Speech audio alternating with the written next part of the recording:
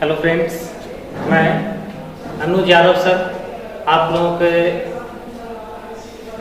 बीच अपने YouTube channel पर कुछ वीडियो डाल रहा हूँ अपने क्लास का। और इसका कारण ये है कि चूंकि आप लोग सब लोग जानते हैं कि अभी लॉकडाउन का समय है।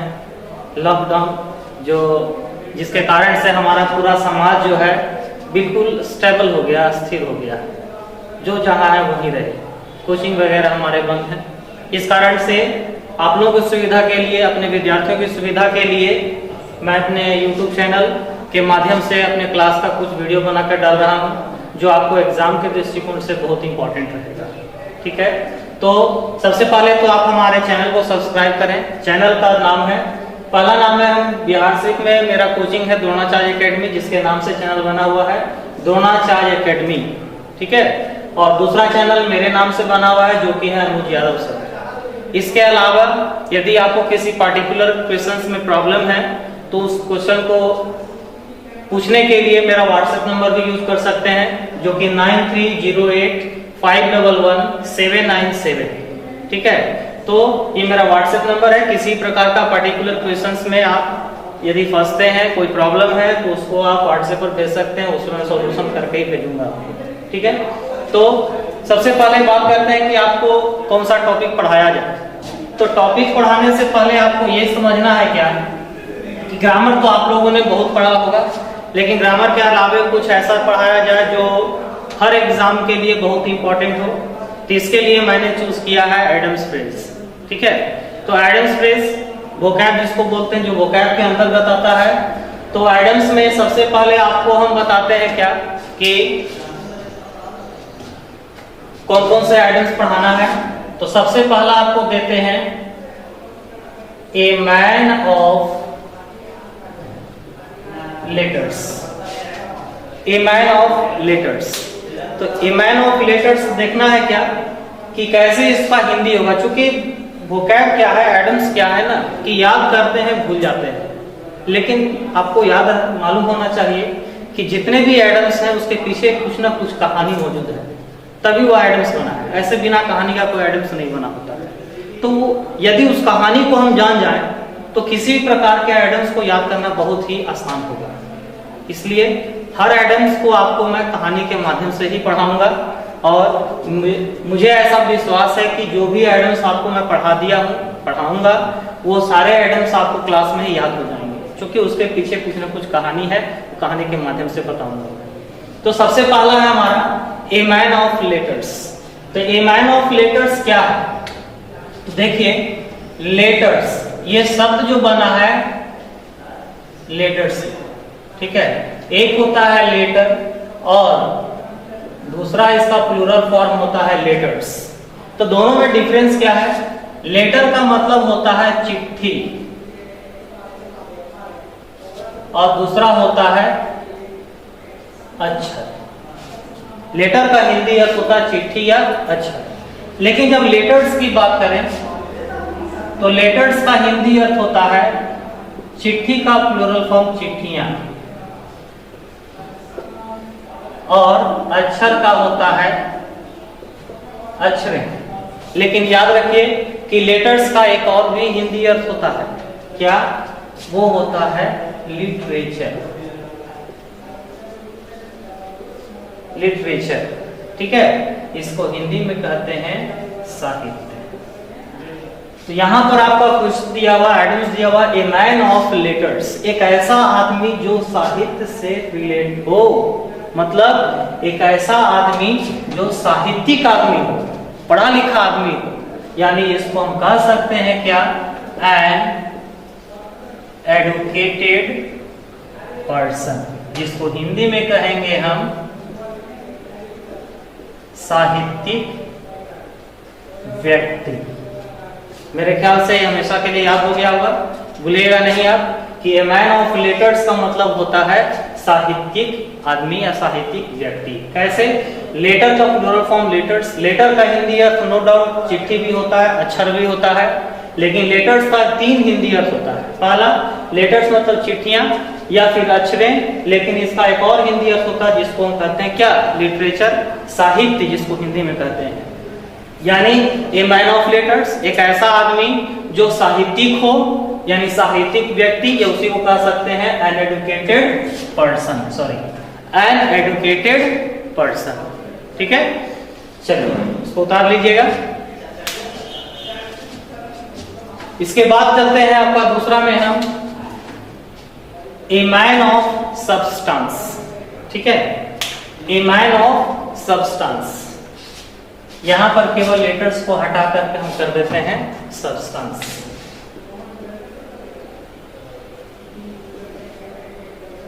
A man of substance.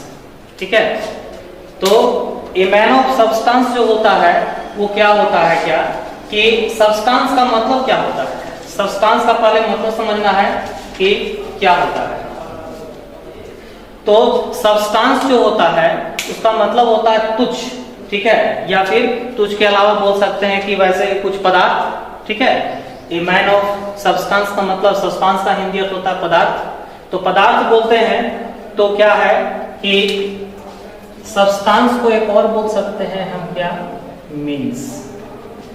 ठीक है, सब्सटेंस को हम बोल सकते हैं means.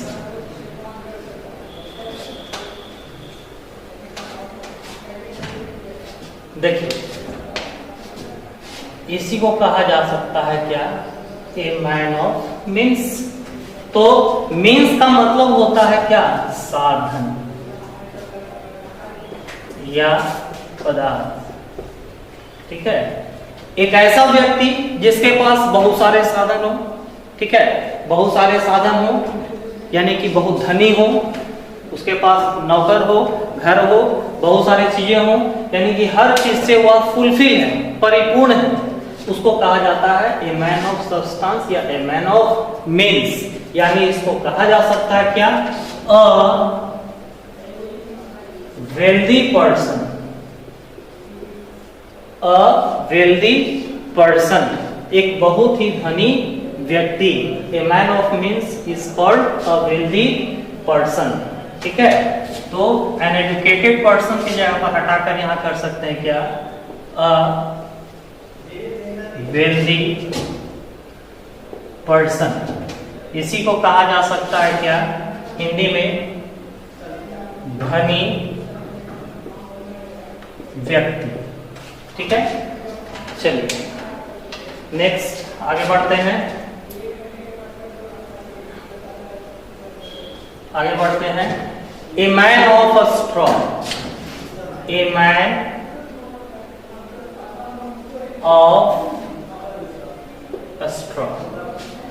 A man of a straw. Straw का मतलब क्या होता है पहले ये समझ, तब ये क्लियर होगा। स्ट्रॉ का मतलब होता है तुच्छ। ठीक है, तुच्छ जो क्या हो, बहुत ही ज्यादा तुच्छ हो, जिसका कोई वैल्यू नहीं। ठीक है, यानी कि वैल्यू नहीं हो, बहुत ही कमजोर हो। तो कमजोर कैसा हो, फिजिकली या मेंटली, ये भी समझने वाली बात है। एक ऐसा व्यक्ति जो मेंटली वीक हो, बहुत ज्यादा कमजोर हो, तुच्छ हो, इसको कह सकते हैं क्या, तुच्छ व्यक्ति। तुच्छ व्यक्ति। ठीक है, या इसको बोल सकते हैं क्या,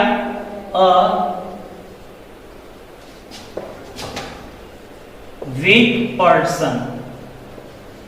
बट वीक पर्सन लेकिन कैसा, मेंटली वीक। ठीक है, मेंटली वीक, नॉट फिजिकली। ठीक है, जो फिजिकल रूप से नहीं बल्कि मेंटली रूप से बहुत ज्यादा कमजोर हो, उसको कहा जा सकता है क्या, a man of a straw. यानी इसी को हिंदी में कहते हैं एक तुच्छ व्यक्ति।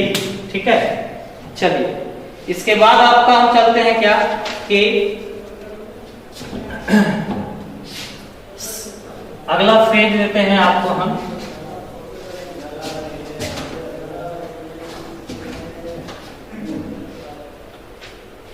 Certain lecture.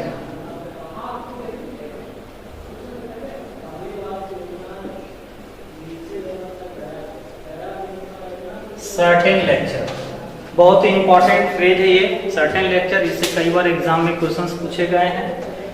तो आप लोग जानते हैं कि हमारा जो सोसाइटी है, समाज है, वो मैन शोइंग सोसाइटी है। मैन शोइंग सोसाइटी का मतलब क्या है? यानी पुरुष प्रधान समाज, ठीक है। तो हमारा जो सोसाइटी है वो पुरुष प्रधान है, यानी कि मर्द को हमेशा गुमान होता है कि मैं मर्द हूँ। देखते होंगे आपके समाज में रहने वाले लोग, क्योंकि आपको पहले दिन में बताया था, जितने भी फ्रेज हैं वे सारे के पीछे कुछ न कुछ कहानी होता है, तभी वो फ्रेज बना है, अदरवाइज वो फ्रेज नहीं बन सकता है। तो कहानी क्या है, इस कहानी को बता दिया जाए तो आपको इसको याद करने में आसानी होगी। तो सर्टेन लेक्चर आपको हम बता रहे हैं, तो सर्टेन लेक्चर का मतलब क्या होता है और इसके पीछे क्या कहानी है वो मैं समझाना चाह रहा हूँ आपको। क्या मैं बोला कि हमारा जो समाज है वो मैन शोइंग सोसाइटी है, यानी पुरुष प्रधान समाज है। तो पुरुष प्रधान समाज है तो देखते होंगे हमारे समाज में, अपने घर में ही देखिए कि ऐसे सब जगह देखिए, देख सकते हैं कि कोई भी पत्नी अपने पति को खुले रूप से नहीं डांट सकती है,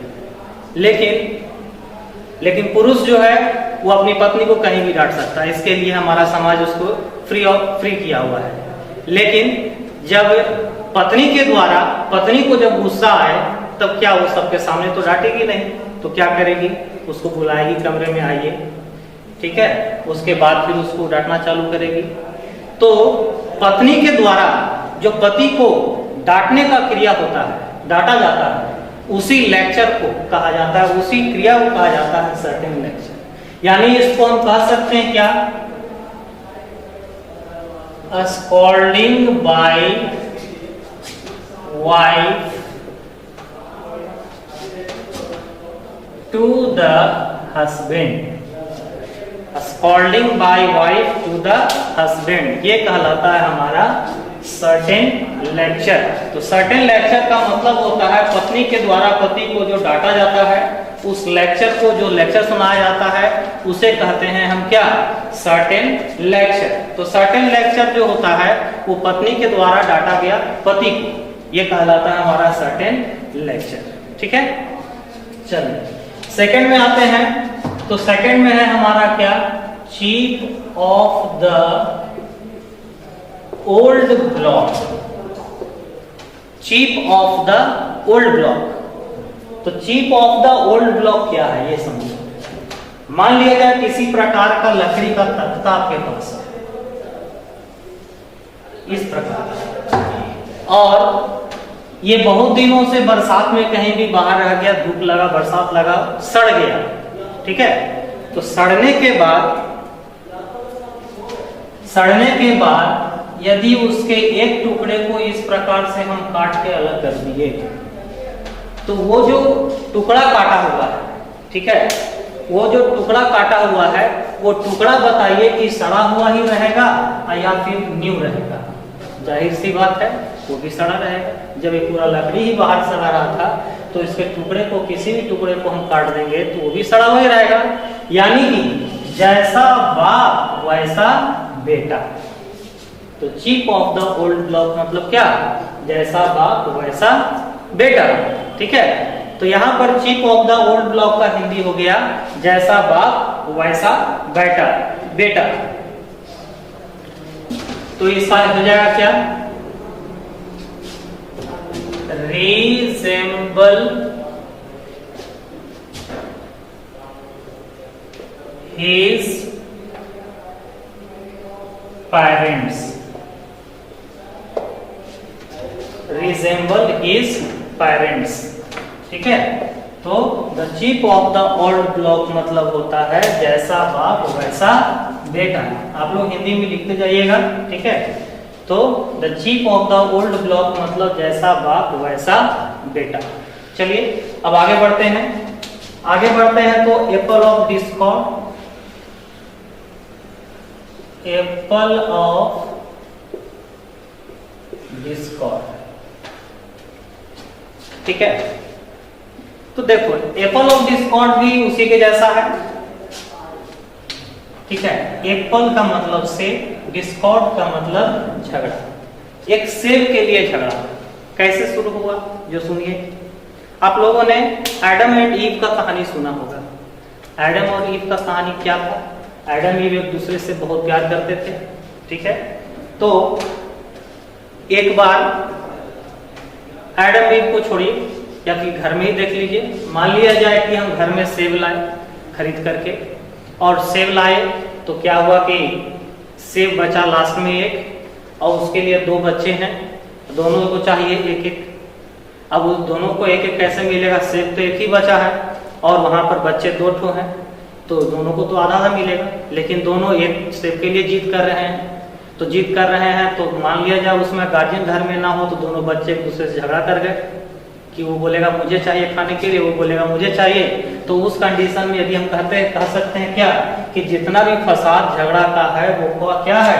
ये एप्पल, यानी एप्पल ऑफ डिस्कॉर्ड का मतलब होता है क्या? झगड़े का कारण। ये होता है cause of dispute, cause of dispute. ठीक है, तो एप्पल ऑफ डिस्कॉर्ड जो होता है इसी के जैसा झगड़े का कारण में ही एक तो फ्रेज और यूज करते हैं क्या? Bone of contention. Bone of contention मतलब क्या?